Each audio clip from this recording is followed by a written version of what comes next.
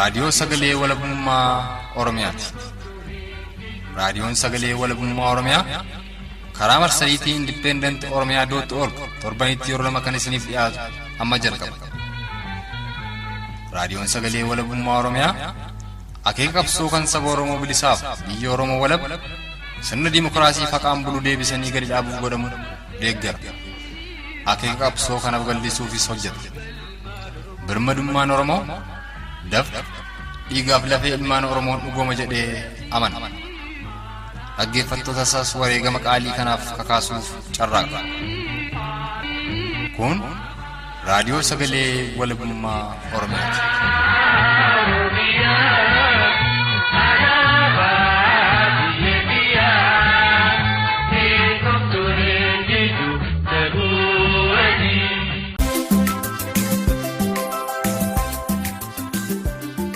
Arri dilbata baatiin fulbaana bultiin tokko barrii bara 2019 hordoftootaaf dhaggeeffattoota raadiyoo sagalee walabummaa Oromiyaa jaallatamoo ashamaa kan nagaa san fuudhantii dhugaa isaatii sagantaa keenya guyyaa har'aatiin ammoo gara ba'aa Oromiyaa magaalaa Dirree Dhawaatti bilbiluudhaan tarkaanfii ammeenyaa bulchiinsi magaalaa Dirree Dhawaadhaa Oromoota naannoo Dirree Xiyyaaraa Dirree Dhawaadhaa qubatanii jiran kan lakkoofsaan 2000 ol ta'an irratti fudhatee mana isaanii diiguun lafa isaanii irraas buqqisee manaa fi lafa dhabeeyyii taasise ilaalchifnee gara magaalaa Dirree Dhawaatti bilbiluun kan Oromticha magaalaa Dirree Dhawaarraa odeeffannee fi gara konyaa Jimmaatti bilbiluun Oromoota kanaan dura rakkoolee garaagaraan ba'aa Oromiyaa keessaa buqqa'anii gara konyaa Bunnoo Baddallee hojjetanii jiraatuuf deeman rakkoo mudataa jiruu fi yeroo ammaatti magaalaa Jimmaa keessatti gidirfama isaan irra jiran torbee tokko keessatti qofa Oromoonni lakkoofsaan 16 ta'an achuma magaalaa Jimmaa keessatti du'uu fi haala waliigalaa Oromoonni kumaan lakkaaman kun keessa jiran kan kallattiin Oromoota rakkoon kun irra ga'aa jirurraa odeeffanne kan isiniif dhiyeessinu yoo ta'u dabalataan ammoo gara lixa Oromiyaa Maccaa magaalaa Naqamteetti bilbiluun dhimma qabsoo bilisummaa Oromoo fi haala Oromoonni magaalaa Naqamteef naannoo sanii keessa jiran kan Oromticha Maccaa tokkorraa odeeffannes kan isiniif dhiyeessinu ta'a. Jalqaba irratti gara konyaa Jimmaatti bilbiluun Oromoota Harargeerraa gara konyaa Bunnoo Baddallee deemanii ganna tokko asammoo magaalaa Jimmaa keessatti rakkoolee garaagaraaf saaxilamanii jiranii fi torbee kana keessa qofa immoo kan namoonni 16 irraa du'an kan Oromoota sanirraa kallattiin bilbilee odeeffannee isin dhageessisuun sagantaa keenya aanfanna. Turtiin keessan haga dhumaatti nu faana haa ta'u jechaa muuziqaa ce'umsaa kana booda kallattumaan odeeffannoo magaalaa Jimmaarraa Oromoota miidhamanii jiran irraa arganne isin dhageessisuun sagantaa keenya aanfannaa itti dhiyaadha.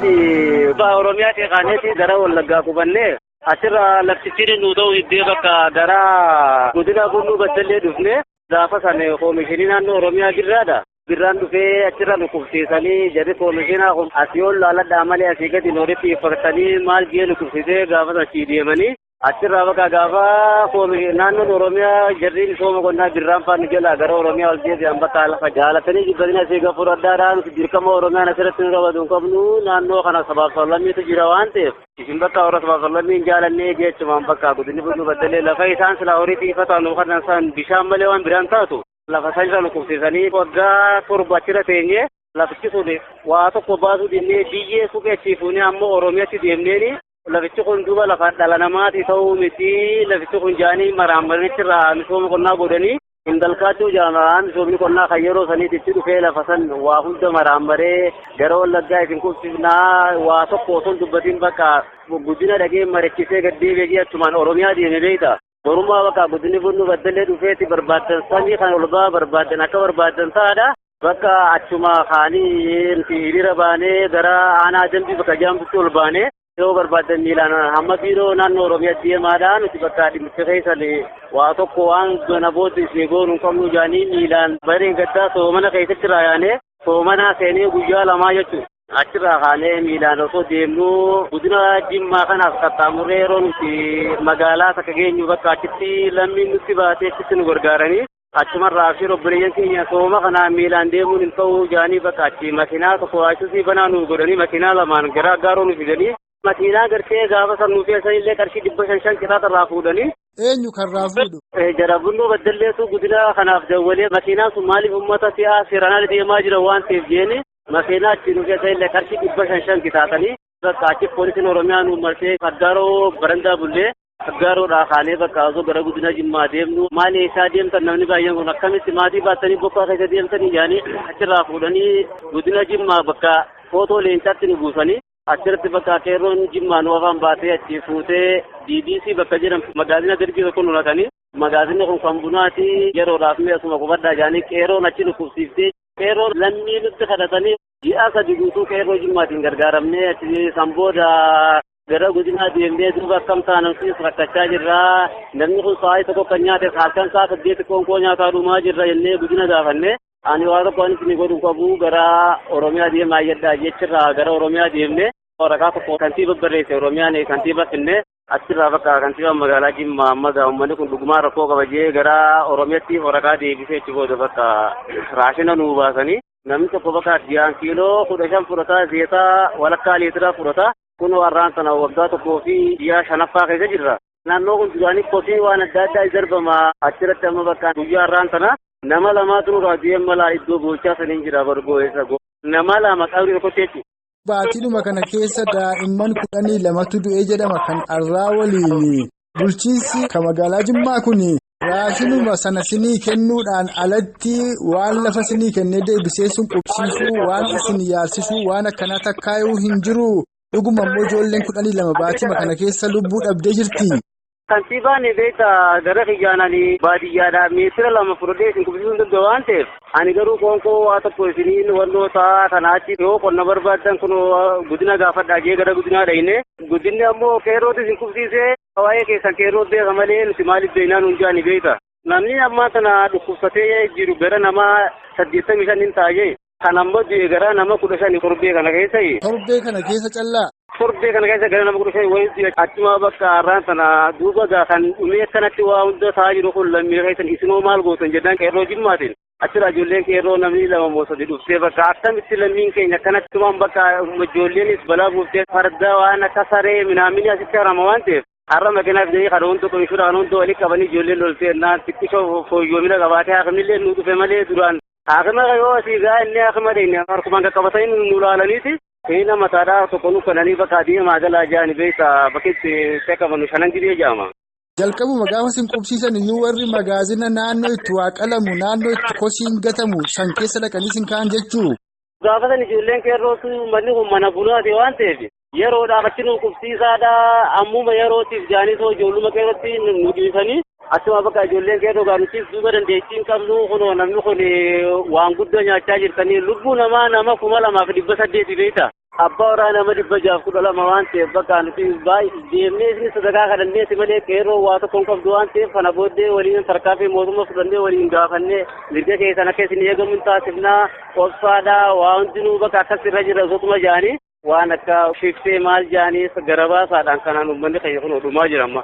Abbaa tokko keessa ijoolleen nama 5 maanta dhukkubsatee abbaan maraatanii kanas hidhamee jira waan ta'eef jechuun osoo namni keenya kun maraatee kun dhukkubsatee asiin dhumnee Oromoon biyya alaa keessa jiruu fi kan biyya keessa jiru adaraan gargaaree iddoo kana dhufanii nu laalanii bakki kun nu jijjiiramee lafarra akka dhaynuun barbaade gaaffii uummata Oromoo hundaaf wanti nan gaafata. Hayyee guddoo galatoomanis sagalee kee uummata Oromoo bal'aan siifan gaa karaa raadiyoo sagalee walabummaa Oromiyaa egaa amma bakka boo'ichaa jirta maatii ijoolleen irraa lubbuu dhaban lamaan na dubbisiifta. Ayyee kun obboleessi keenya nama bira jira kan amma maatiin duraa du'ee sabbarsiistee haalillee asuma na bira jira. Mee isallee akkaataa itti inni kun dhukkubsatee bara ammoo qalsira hojjechuudhaaf horii gubbaa beekachi qaaree jechuudha. Mee si bira jira taanaan ammaan tan dubbisuu? Mee kun wal dubbisaame. Hello. Assalamu alaikum. Waalaikum salaam. Obboleessa kiyya gaa obboleessa kee lubbuun isaa darbe rabbiin jannataan ajaallatu. Eenyu obboleessi kee kan sirraa lubbuu dhabe kun akkamittiin immoo lubbuu dhabe? Diimee Mahammad jedhama. Umriin isaa waggaa 20 fi takka. Maatii 3 dhiisee maatii 3 biraa du'e.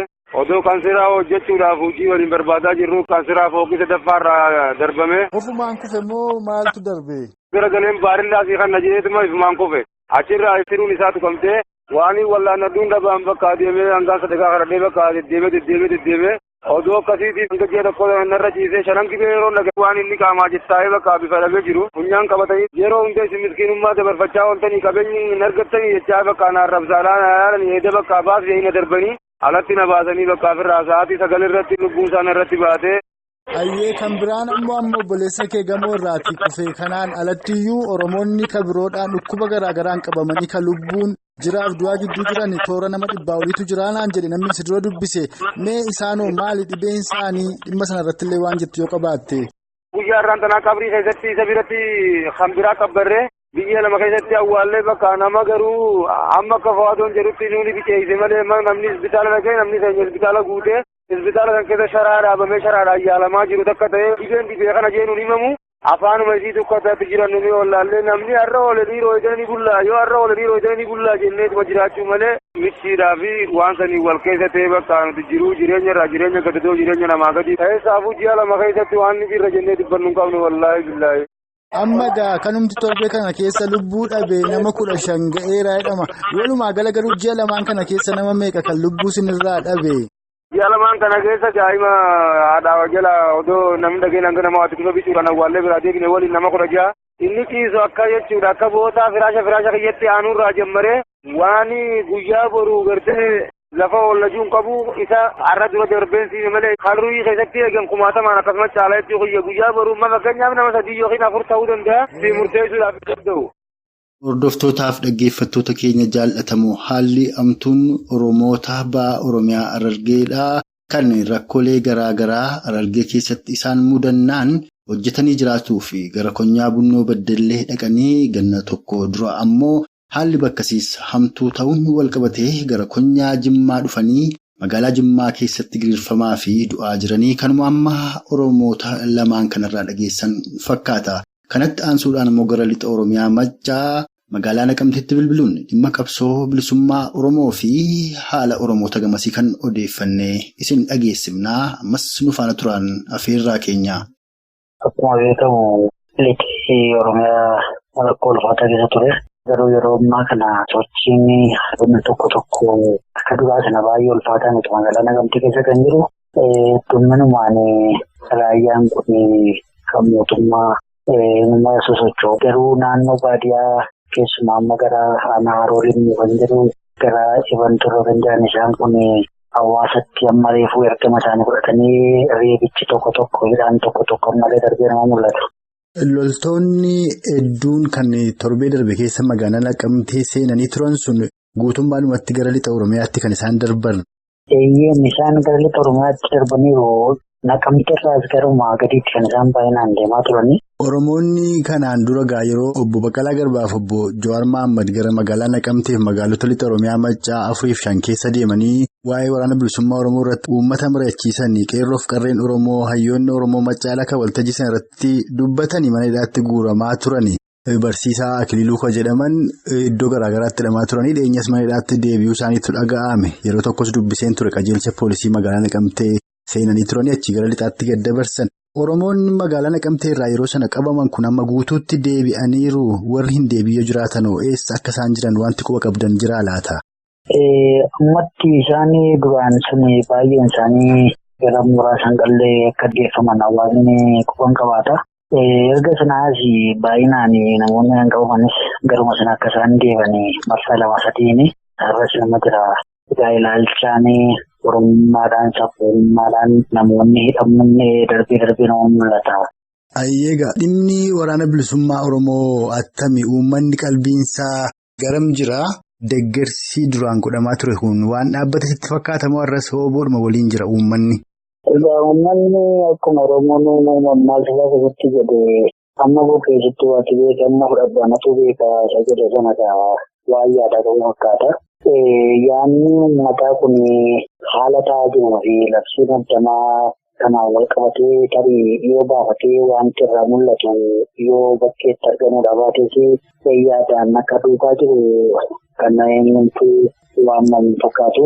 Egaa immoo isaanis haala kanaan qabatanii immoo haala du'aa kanaan uummata keessa socho'uu dhabuun isaanii waan uummataa fi isaan walitti fagaatan fakkaachuun malaa namni ammallee akkuma du'aa sanatti wantoonni ta'an hundi qilleensuma du'aatiin wantoota barbuusan hin jiran ta'iidha. Warri kaleessa garbummaa keessan turiin har'a bilisoomnaa irra jiraa jiru isaan kaleessas warruma tarii hin darboonni jennee yaanna. Egaa immoo kaleessas maqaadhuma kanaan roobni hidhamaa ture irratti deebi'ee maqaadhuma kanaan gaafa hidhamu sodaan kaleessaa sun ammas akka deebi'ee taasiseera waan jedhu shakkii qaba hawaasni bal'inaan. Warra kam isaammee warri kanaan duras gabroomanii hin beekne arras immoo deebi'anii bilisoomnee jedhanii warri uummatatti hawween sanatti jettu kun mee kana ifaanuu godhi. Egaa warruma kaleessa abboonni isaanii ofiidoo jalatti hiriiranii TPLF'n hoogganamanii ergama TPLF galmaan gahaa turan sun arras isaan nuti dabala hirmaan immoo akka aangootti dhufanii ta'ee yoo isaan nuti bilisoomneera kan jedhan taate yaada jiru qabaanii bal'inaan. Sababiin isaa kaleessa ergama godhatanii Oromoo dararaa turanii har'as immoo dabala hirmaan gara aangootti argamu malee kaleessas waan arganii qaban maaliif gaaddisa TPLF jala turan isaan kaleessa tarii isaan akkanaa kanatti bilisoomneera jedhu waan jiru ilaalcha akkanaa qabna. Warri har'allee maqaadhuma yeroo maqaan mataa bilisummaa Oromootiin dararaa argaa jiru. Gariin namaa immoo haasaadhuma warra kaleessas hin gabroominii kaleessas gaaddisa diinaa jala ta'anii Oromoon bilisoomeera jechaa turanii har'alleen gogaa jijjiirratanii waa'ee bilisummaa labsanii kanaan moofamee waan jiru fakkaata. Oromoon kutaa garaagaraa keessa jiru hunda ta'uu baatus. Egaa Oromoon isa yaade isa aarsaa ganna 150 itti baasaa ture kana argatuudhaaf qabsoosaa galmaan ga'uu fi mee maal godhuu qabaa jetta? Agartee Oromoon kaleessaa gamtaadhaan ka'ee hirree tokkoon ka'eeti kan gara TPLF'n gaggeesse. Yeroo sana Oromoon bahaatii hanga lixaatti kaaba hanga kibbaatti sagalee tokkoon uumaa tokkoon nafee tokko wal duukaa dhiiraa ture. Tokkummaan akka kaleessaa hunda gadi jabeeffatu sun gamtaa tokko gurmuu tokko jalatti hiriiraniitu waliin socho'ameeti bilisummaa isa dhugaa isa kaleessa qeerroo qarreen itti wareegaman isa kaleessa hangafoonni qabsaa'ota Oromoo itti wareegaman sana bira ga'uun danda'a waan jiru yaada qaban. Hamma tokko hin taanetti yeroo wareegama guddaa kaffalla. Yeroo ammaa kana dhimma afaan barnootaatiin wal qabee ajandaa guddaa ta'uu fuula miidiyaa hawaasaa irratti akka mootummaatti gaggeeffamaatu jira. Ajandaa guddaatu gaggeeffamaa jira jette mee haa ta'uti maal jedhaa jira uummanni Oromoodhaa gama mootummaatiin kun ta'uu hin qabu jijjiiramuu hin qabuusa jedhanii aangawoonni OPDOdhaa hawweensan kan attamitti ilaalaa jirame isa kanarratti yaada qabdu nuu kenniitiin xumurra. Hawwiin yookaan Oromummaa Oromiyaa keessatti guyyaa danda'ame akka Afrikaatti Oromummaan akka urgaa'u gochuudhaaf namoonni dhiqoonni Oromummaa qabanii fi hidda Oromoo qaban yoo dhimma keessatti qooda fudhatan duwwaadha.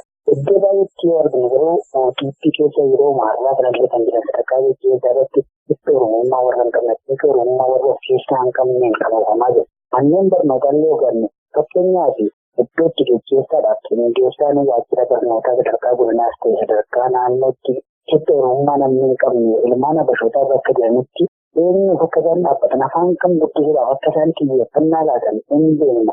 Ogeeyyoonni barnootaa keessumaa barsiisonni Oromoo keessatti yeroo baay'ee waan isaan kan qabatanitti kana Oromoon inni akkas jedhe hidda malee dhaallachi inni bita isaan hidda abashummaa qaban kun raawwatanii yeroo hundumaa ergamni isaanii maa'inni kaayyoodhaaf akeeka impaayera Itoophiyaa kan keessatti ergaman asxannaatii fi afaan jiraa guddisuu duwwaadha yeroo namaa xiyyeeffannaan isaanii isa kana garuu ADP'n bukkeetti dhiiseeti yeroo hundumaa isaan moggala kaawwatee isaan kan galma qabu isaan kan raawwachiisu isaan ergamu hunduma bakka kanaaf humnaadhaan gaggeessu waan ta'eef inni bukkeedhaan isaan odeessan kun baay'ee hawaasa biratti waan fudhatama qabus waan liqimfamu natti hin fakkaatu. Haalli Oromoota lixaa Oromiyaa Maccaa magaalaa Naqamteef naannoo sanii keessa jiran kan amma Oromticha Maccaa kanarraa dhageessan fakkaata. Kanatti aansuudhaan ammoo gara ba'a Oromiyaa magaalaa Dirree Dhawaatti bilbiluun haala Oromoonni magaalaa Dirree Dhawaa naannoo dirree xiyyaaraa irraa buqqifaman keessa jiranii fi gocha ammeenyaa isaan irratti raawwate kan Oromticha magaalaa Dirree Dhawaa irraa odeeffannee isin dhageessifna.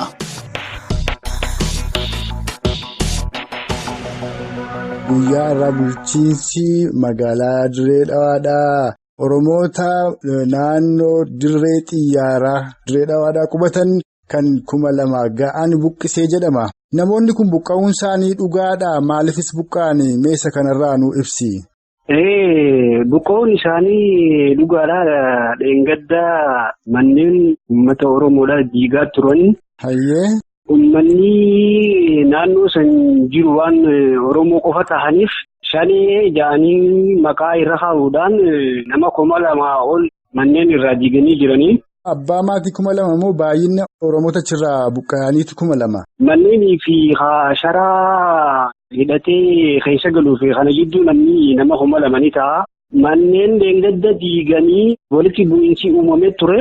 Uummanni Armaabattaanyi warra ja'amu wajji walitti bu'anii hanga danda'amutti ofirraa dhoorkanii turanii makalaakaa fi federaalii irratti hirmaatanii uummata harkaa diiganii. Tole. Ganamaan tana ammoo ummiti makalaakayaan makiinaa 5 kan ga'u dhufanii hangaa fi diiganii namni akka achirra hin dhaabbanne godhanii jiran. Qorqorroollee hin hafne qorqorroollee fe'anii guuran. Warri kun sababni isaan sababeeffatanii Oromoota kana buqqisuudhaati ka'an maali jedhu? Waan Oromoo bichaan achirra jiraatanii fi lafti ni barbaadamtii jaamanii silaa sabni biraa jiraatanii diiganii bara. Naannoo Teeleetii olitti amma gandaa haaree uummanni Amaaraa quqqubate tokko jira. Sanuu osoo hin diigamiin san bira kutanii ganda Oromoo qofa ga'ootti ijaanii diigan. Egaati uummatni Oromoo magaalaa Dirree Dhawaa kun gama garaagaraan dhiibbaan irratti gaggeeffamaa ture. Baatiidhuma 2-3 dura gareen nafxanyootaa ijaaramee tarkaanfii ammeenyaa garaagaraa Oromoota naannoo sanii irratti fudhataa ture. Dabalataan ammoo raayyaan ittisaas warra sana tumsee Oromoota ajjeesaa akka ture barattoota yuunivarsiitii gidirsaa akka turedha. Kan Oromoonni naannoo sanii odeeffannoo nuuf kennaa turan. Ammas ammoo bifuma walfakkaataadhaan Oromootti xiyyeeffatamee jira. Dabalataan ammoo arruma ba'a Oromiyaadhaa magaalaa Gaara Mul'ataa keessatti qeerroon Oromoo jabaan tokko rasaasa 12 reebamee akka inni ajjeefametu himama. Gara kaaniin ammoo Oromoon bilisoomeeraa warri jedhanis jiru. Mee kana kan ol bira qabiitii isa Oromoon bilisoomee jedhan kana attamitti ilaalta? Dhaamsa attamis Oromoo bal'aaf qabda? Nuti uummanni Oromoo kan Dirree Dhawaa keessa jiraachaa jiru roorroo cimaan nurra jira.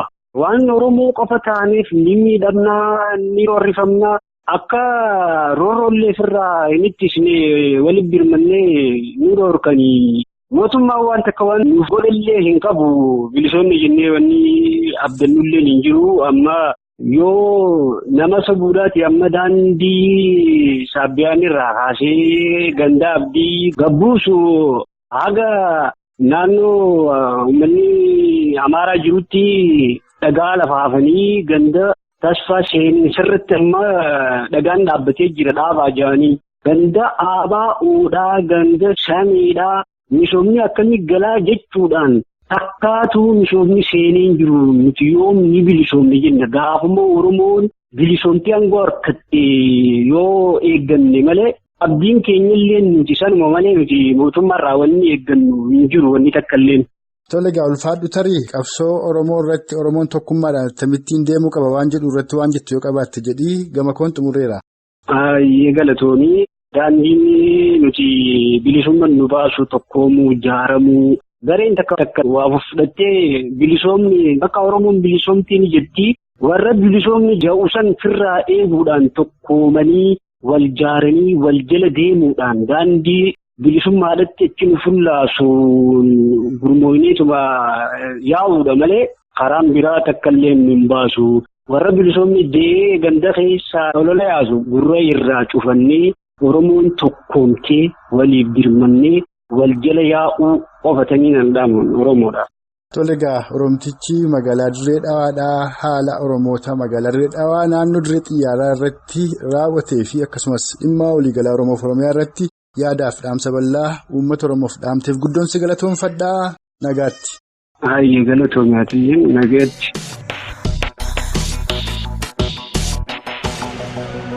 Haalli Oromoota magaalaa Dirree Dhawaa naannoo dirree xiyyaaraa jiraataa turanii kalakkoofsaan 2,000 ga'anii guyyaa kaleessaadhaa raayyaa ittisa kuneeffataa Impaayeraa Itoophiyaa fi bulchiinsa magaalaa Dirree Dhawaan buqqifamanii manaa fi lafa dhablee taasifamuudhaan dirree irratti faca'anii kan Oromticha magaalaa Dirree Dhawaa irraa dhageessan kana fakkaata. Akka waliigalaatti haala Oromoonni Maccaa akka magaalaa Naqamteef naannoo sanii akkasumas gara konyaa Jimmaatti bilbiluun haala Oromoonni ba'a Oromiyaa Harargee irraa gannoota muraasa dura ka'anii gara lixaa Oromiyaa gara konyaa Bunnoo Beddellee geeffamuudhaan lafa qonnaaf intaanerraa mootummaan qubsiifamanii ganna tokko dura ammoo bakki sun hamtuu ta'uun gara magaalaa Jimmaa dhufanii laammaattis achitti girfamaa jiranii fi buqqaafamuu Oromoota magaalaa Dirree Dhawaadhaa kan naannoo Dirree Xiyyaaraa ilaalchifnee kan Oromticha magaalaa Dirree Dhawaarraa odeeffanne kan isin dhageessifnedha sagantaa keenya guyyaa har'aan. Isin dhaggeeffattoonni keenyas turtii qaataa laammaatti nu faana qabaattaniif oraa bulaa jechaa sagantaa keenya guyyaa har'aa armarratti obbaafneerra. Haga sagantaa keenya yeroo taanuun walitti deebinutti humaan nama borii nu tolchinna.